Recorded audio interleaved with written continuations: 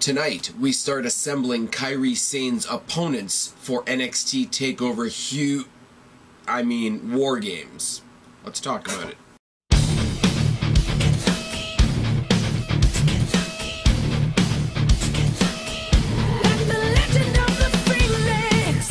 What's going on, everybody? It's your buddy, it's your pal Spaz, Phoenix, the YWC Reality Check here with your October 11th NXT review. Now, let's get to the house cleaning before we get to anything else. First and foremost, I have to apologize if you can hear the fan behind me. I don't know why.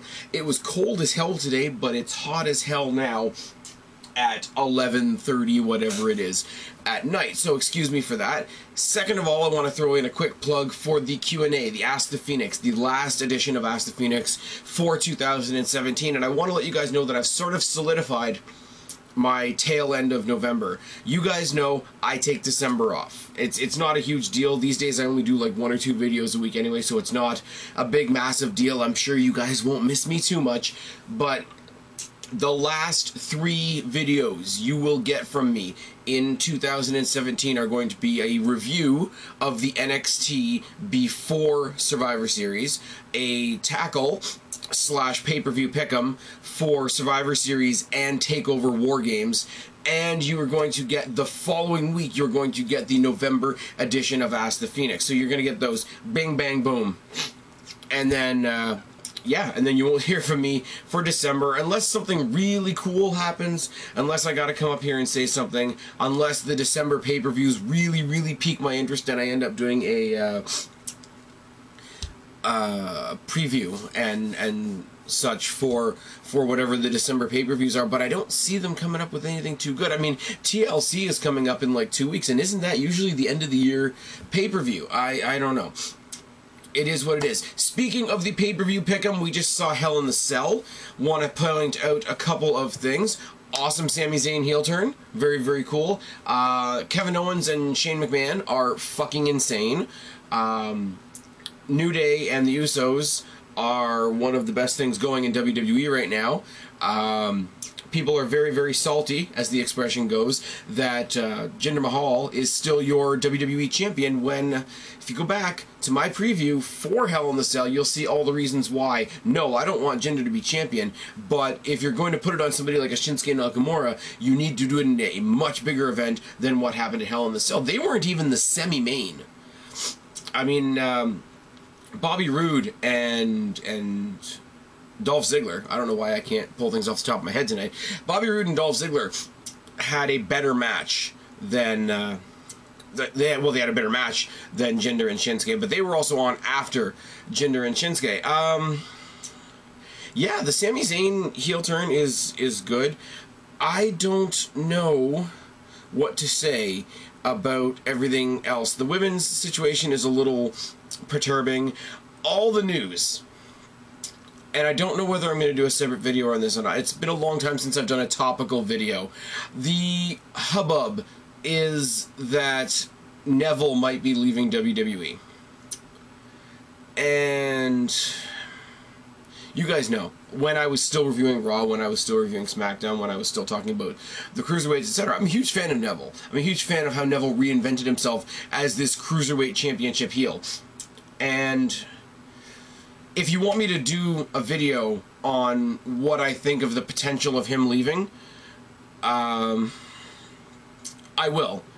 I don't know. I'm on the fence about doing a video about it because, like I said, I haven't done a topical video in a long time. That's something that might be more and more in the new year. But basically, if it's true, then I hate to say it, Neville's a bitch. And he's a truculent little child. If these rumors are true. I'm not saying WWE's perfect, and I'm not saying that they haven't made some wacky decisions in the past little while, but Neville, over and above a lot of other people that have been screwed a lot more, he's not on my list of people that I can look at and say, you know what, I wouldn't blame him for walking out. He's really not. Anyways, let's talk about the pay-per-view pick'em and the scores. And I'm a little biased, so I'm a little extra excited about this one. Cheney815, who's a multi-time pay-per-view Pick Em Winner, is at the bottom of the heap, unfortunately, on this one with 14 points. Matt Donnelly is at 16. Guapo and Strife are tied at 22. Melvin Salim's at 25. Kristen, my co-host, even though the pay-per-view's already passed, go back and listen to some of the shit that Kristen and I did in the preview. It was a lot of fun. Kristen's in there at 26. Mizark 10 is at 28. The runners-up, and I'm going to send a shout-out to these guys once again. If you haven't checked out the Married Marks podcast, go check them out.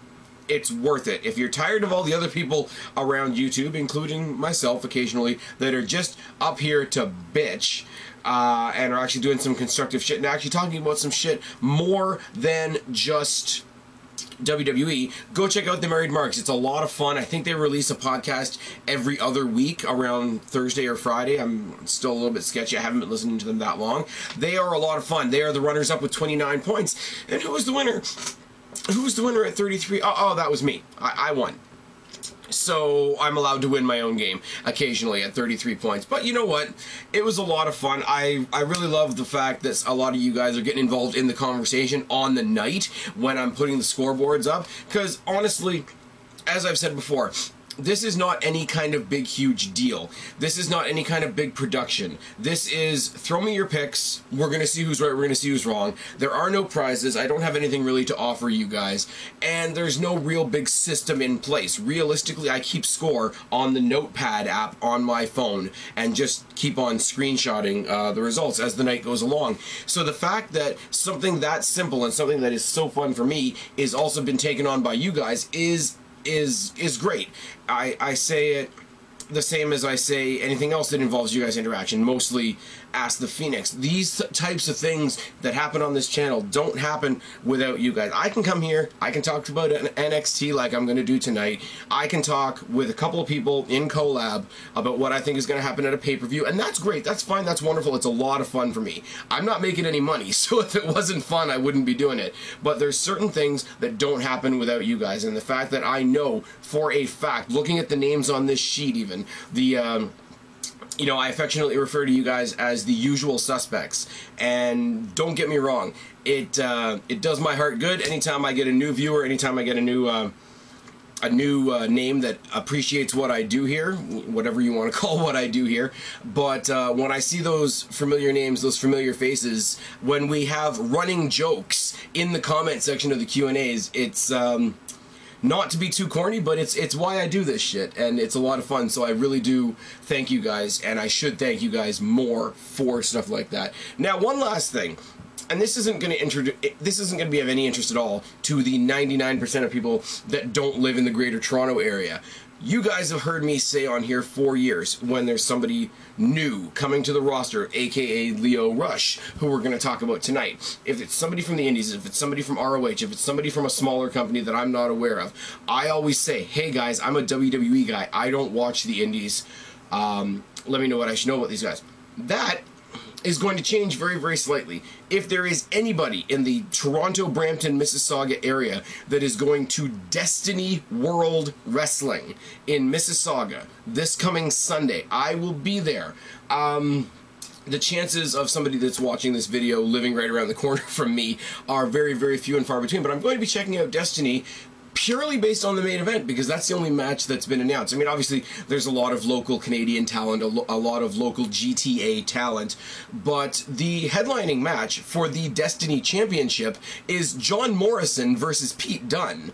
So you've got John Morrison, Johnny Mundo, Johnny Nitro, Johnny Impact, whatever he's going by now, John Hennigan, taking on WWE's current WWE UK champion. That is not only going to be a clash of styles, it's going to be, I have never had a chance to see John Morrison in person. I've never had a chance to see any of the guys from the UK in person. That's going to be a fun match, and whatever else they throw on top of that, for the $15 it cost me for the ticket, it's going to be a lot of fun. So if you are going, or if you know anybody that's going to Destiny World Wrestling in Mississauga, Ontario, this coming Sunday, I'm going to be there, and if there is actually anybody there that knows me or knows of my videos, I'm going to be incredibly, incredibly shocked. My little corner of the internet doesn't really bleed into the real world very much. Anyways, that's enough. That's enough. Let's talk about NXT. I know I say we're going to get rid of the house cleaning and then I usually sweep it off really quickly, but there's a lot to talk about, considering I only talk to you guys about once a week now. Because Raw sucks and SmackDown sucks, and yeah. Harper and Rowan are the Bludgeon Brothers now. Oh, yes.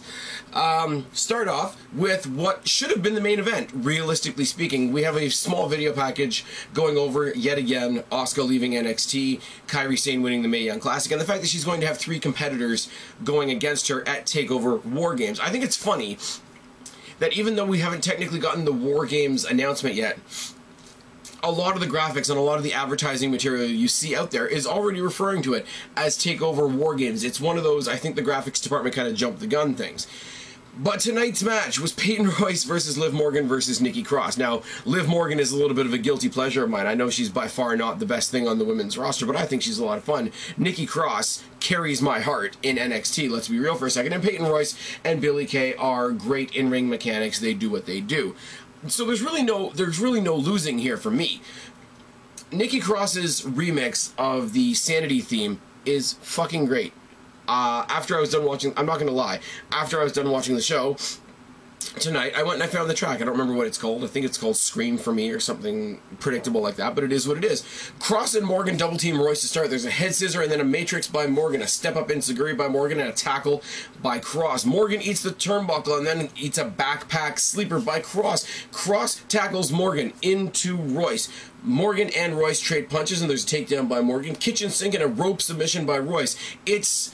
It's a full Nelson, but it's a full Nelson with her legs in the ropes. It looks very painful. It's one of those proverbial human pretzel type of situations. There's a corner beat down by Cross and a chop to the throat, neck breaker by Cross, and then we see it, and you see it a lot of times in multi-person matches, and for some reason, I find it twice as amusing when you see it in women's matches. I don't know why. Maybe I'm just a weird person. Nikki Cross powerbombing Peyton Royce, who is superplexing Liv Morgan. It was a great spot. And then you see the ROH boys. And yes, I'm still going to call them the ROH boys because their actual faction name is retarded. Oh yes, very, very lazy. But they come out with Tainara Conti from the Mae Young Classic, which is a little bit of a distraction to say nothing else. You know, there's the immediate, oh my god, what are they doing? Why is she here? Why is she with them? Again, I will lean back on you guys that have a little bit more indie or ROH background. Was Tainara Conti ever in Ring of Honor or Women of Honor, I guess is their women's brand? If that's true, it makes complete sense. If not, they're just recruiting, and this whole idea that here's a bunch of ROH guys banding together, especially with the Roderick Strong storyline that could be or could not be happening, it won't make any sense if she doesn't, so that's fine, that's wonderful. She trips and distracts Nikki Cross, and I figure she was just coming out to fuck up the match, and then the announcers remind all of us, including me, Nikki Cross is in Sanity. The ROH boys are facing Sanity in a six-pack, or not a six-pack, a six-man tag next week. They're going to want to even the odds, like the Roderick Strong thrown together team did by introducing Ruby Riott. Great storytelling there. Top turnbuckle suspension neckbreaker by Nikki Cross. Conti pulls out Cross, but as soon as she pulls out Cross, sees how crazy she is, she then shits her pants and runs around the ring to do the cat and mouse thing. Nikki Cross walks back into the ring, eats a leg lariat and a fisherwoman suplex by Peyton Royce, and Peyton Royce is the first competitor announced for Kairi Sane at TakeOver War Games. Now, I'm all good with all this. I'm all good with all this, and you guys know, Nikki Cross, I would love to hold that title. I don't think it's going to happen. I think Kairi Sane is going to win that championship at TakeOver Hell in the Cell, TakeOver War Games. But here's why I don't have a problem with it. Peyton Royce, like I say, great worker, great addition to the match. She ain't winning. Let's be real for a second. Liv Morgan, I love the spots that she had in this match. She had a chance to come in here, look really good. I knew she wasn't going to win, so that's cool. I wanted Nikki Cross to win, and that might be something that happens later on. But Nikki Cross didn't lose any credibility here because she was taken out by an outside party. She doesn't lose any face. She doesn't lose any credibility because an outside party took her out of the match, quite literally. So it's all good. Plus, we have Tanara Conti on the NXT roster now, so we've got another woman on a very vastly growing women's roster. Everything's cool. Everything is telling a story, and it's fucking great. And we're going to have another great match next week. Potentially even better. We'll get there when we get there. Lio Rush versus the Velveteen Dream. Now, Lio Rush is another victim of this Aleister Black Velveteen Dream storyline that shouldn't be happening. That shouldn't be happening. You shouldn't have... Okay, I'm going to try and say this again. We sacrificed each one of the ROH boys individually to Aleister Black on their respective debuts before they formed a team. Now, that's fine, because I like Aleister Black, and the guys from the ROH boys are with me still, and I'm cheering for Sanity in anything that they do going forward. We know what's going to happen at TakeOver War Games. I know, I've read the spoilers too. But this whole idea that we keep sacrificing guys that we're trying to debut to, yes, put over Aleister Black, that's great, that's wonderful, he's a monster, he should be a monster. Him and Lars Sullivan should be the monsters of NXT. They just should. They should be the Braun Strowman and Finn Balor of modern NXT. But Aleister Black shouldn't be facing Velveteen Dream, and Velveteen Dream shouldn't be defusing the debut of this guy, who I've never heard from before. I've never seen, don't watch the Indies, don't watch ROH. I've heard this name a lot, and I wondered what the hell is this guy going to do. And I saw the two of them stand face to face. A Velveteen Dream, you know, might be borrowing a couple of supplies from Jinder Mahal. Look at the size of him compared to Lio Rush. So I'm like, oh, WWE. Big guy, little guy, he's going to get squashed. He lost, let's be real for a second, but he didn't get squashed. This guy is quicker than the proverbial hiccup, as Jim Ross would say.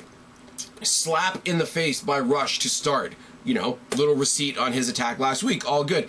Gutshot and enziguri out of nowhere by Rush after a lot of... He does this way of avoiding... this way of avoiding offense that's not even just, it's not a duck, it's a full body Trish Stratus Matrix type of thing, and then out of nowhere you get a gut shot and an enziguri that are almost one move.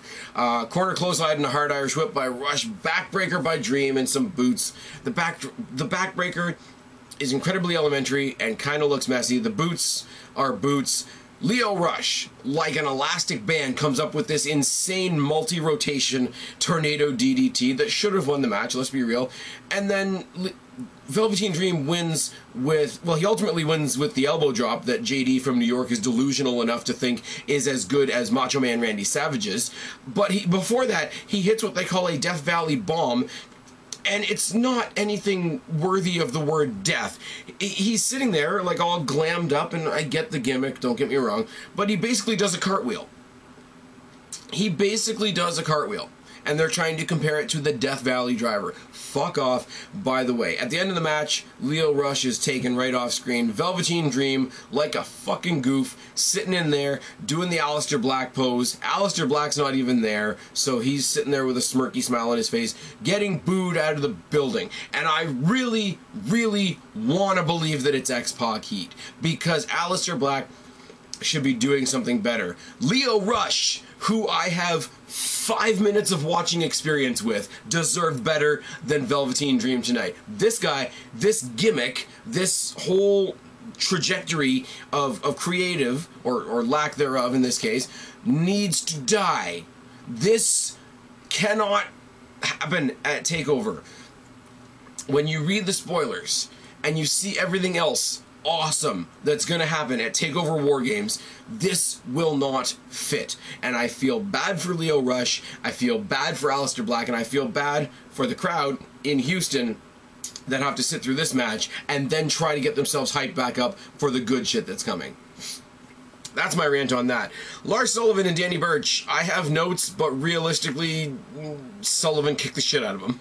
He got in a couple chops, a couple uppercuts, a couple paintbrushes to the face, but Yeah, huge lariat and that gut wrench rock bottom that he does gets the win.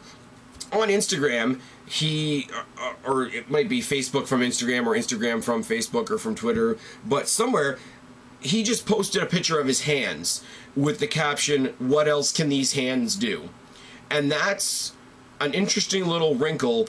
If you've got a guy this dominant, this brutal, this powerful, whatever, and you insinuate that even he is afraid of what he might do, that's a great psychological storytelling thing, and I really, really like it. We see some highlights from Roderick Strong versus Drew McIntyre last week. Great match. Really, really liked it. Wish I gave a shit more about Roderick Strong, but it is what it is. They show that interaction between Roderick Strong and the ROH boys after the fact. It is what it is. We're getting an exclusive interview with Drew McIntyre next week, which I'm sure will be wonderful. We see a video package on the Street Profits. The Street Profits are awesome. Again, another one of those situations where I have to say I love their music. You know, I'm a mark. Whatever. It is what it is. Their music comes on. I know I'm going to be entertained, but it's also that music where you can't help but have your shoulders bobbing and weaving just a little bit to the music, because it's good. It's not over the top. It's not in your face. It's just there, and it's a good little beat, and they're into it. And what's his name? Montez Ford with the friggin' random rolling shoulder dance thing that he does. He's gonna have both of his arms fall off at one point. It's going to happen. They're facing jobbers. They make fun of the jobber's size, and Ford beats him down in the corner. Side headlock by Ford, splash by Dawkins, one punch knockdown by Dawkins, followed by a 360 elbow, spinebuster, splash, win for the Profits. But when they get the microphones after the fact, and they go around ringside, and they are with the ring announcer, they are with the timekeeper, the referees, etc., trying to get all them to dance and whatever, and Nigel McGuinness even told... I think I can remember her name for the life of me. The female ring announcer on NXT. She tells her to watch out because the guys are coming in, whatever. It's cool, and they're going around with the black Solo cups that are clearly empty, but they're a gimmick. And somebody gave all the people in Full Sail an app, and the app is just a picture of a red Solo cup, and that's their version of, I guess, holding up lighters or streamers or whatever, because they've all got it. And it's corny and it's bullshit, but at the same time, it's a lot of fun. I would like to see these guys in longer matches. We're past the point of them facing jobbers. Have them against Heavy Machinery. Have them, I know TM61 is coming back soon, and I don't really care much about them, but have them go against those guys. Who are the other ones that I can't stand? Tito Jobberelli and Gimmick Lost. Like, let them fight those guys. Let him go up against Authors of Pain and lose. Whatever, it is what it is. Have them randomly call out Sanity, have a losing effort, but have Sanity put them through their paces. I'd love to see Montez Ford versus this guy Leo Rush that we saw tonight. That would be great. That would be fun. It doesn't boost them as a tag team, but oh, I hate to say it because I can't stand No Way Jose, but take Leo Rush, team him with No Way Jose for one night against these two. You could have a pretty entertaining match as long as you just do the stupid baseball punch. And why am I giving NXT bad ideas?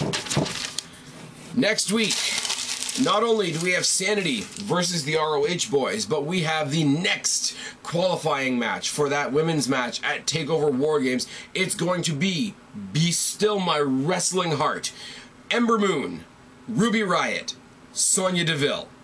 Fuck me. That's your main event. The women's match tonight should have been the main event, and I'm sorry, all due respect to Sanity, no due respect to the ROH boys, that should be the main event next week. Come at me. Anyways, for the main event, we have a rematch between Gargano and Almas, and unfortunately we're pushing Almas, and we don't know what to do with Gargano, which just makes me a little bit sad. But it is what it is. I've said it before. Treat Gargano properly. Gargano is your next Daniel Bryan, and I'm sorry, he will do it better. Daniel Bryan trying to be all angry dad on SmackDown, just... Why? Why? Why? Anyways, collar and elbow tie-up, and the chain wrestling sequences start. Front face lock by Gargano, transfers it into a gator roll, which I didn't didn't expect at all. I think of a Gator Roll, I think of a big powerful guy like a Luke Harper, or I could see even the Authors of Pain really grounding somebody down with a Gator Roll. I don't see somebody like Gargano doing it, so you give me something I don't expect, it's good. It's fantastic. It's wonderful. Key lock by Gargano, tackle by Almas, chops by Gargano, and a head scissor and a dropkick. Overhead armbreaker by Gargano. They trade some chops. Boot by Almas. Reverse apron DDT by Almas. Was dirty. Armbar over the ropes by Almas, Alberto Del Rio style, followed by a spin kick. Almas rides a headlock and he gets responded to by headbutts by Gargano. Armbar by Gargano. They trade some more punches. Enziguri by Gargano. Second rope tornado mic check by Gargano. I'm not going to lie, I marked out for that a lot. Pinning reversal sequence and a bridging German suplex by Almas. Mule kick off the apron by Gargano. Super kick by Gargano, who gets crotched on the top rope. Lariat by Gargano. Lawn dart into the second turnbuckle by Gargano. Crucifix bomb into the Gargano escape. And here's where Zelina Vega thinks she's going to distract Johnny Gargano again. She's got a DIY shirt. She's wearing it this time. She takes her jacket off, and, you know, anybody that sees her take her jacket off is going to boo as soon as she's got anything on underneath. But she's got the DIY shirt on, and Gargano's sitting there screaming at her. That doesn't mean anything to me anymore. Cranks back on the Gargano escape, lets him out just in time for a super kick by Gargano, but a trip and a little bit of a fumble in the corner, followed by two flying knee strikes to the back of Gargano's head while he's in, like, American History X curb stomp position on the bottom turnbuckle, and followed by a very, very, very sloppy hammerlock DDT gets the win for Almas. Now, I don't entirely hate this, because, as I say, I've read a couple spoilers. I know where they're going with Almas. I wish I didn't know where they're going with Almas. So him getting the win here makes sense. They had to. I hate that they had to, but they had to. I still don't like Almas. I will give him the credit that in the ring, he's winning me over. As a character, the whole Zelina Vega thing, I just don't care. And I wish they were doing something better with Johnny Gargano. But I will say, fantastic match. I will say better than their match at TakeOver. This was a very, very good match if you consider that I only care about one of the participants. That was NXT. Not a lot of filler. Not a whole lot of video packaging and all that. No champions on the show tonight. We didn't have any representatives from the... well, I guess Danny Burch is kind of from the UK division-ish. They're kind of messy on that. Nobody from the UK division. The NXT champion wasn't there. They don't have a women's champion right now. And the tag team champions were nowhere to be seen, even though Nikki Cross was in the opening match. So if you consider that there was no gold on this show, and it still kept you pretty interested. The triple threat, I'll say it again.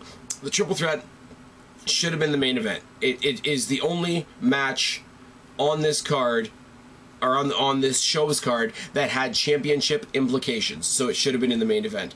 If it was more public where they're going with Andrade Cien Almas, it would make more sense. But because we know the stipulation on that triple threat match was that the winner is going to join Kairi Sane and two other winners at the pay-per-view with a title opportunity at a vacant championship, that's important. That should have been in the main event. Take nothing away from what was the main event, but I just think...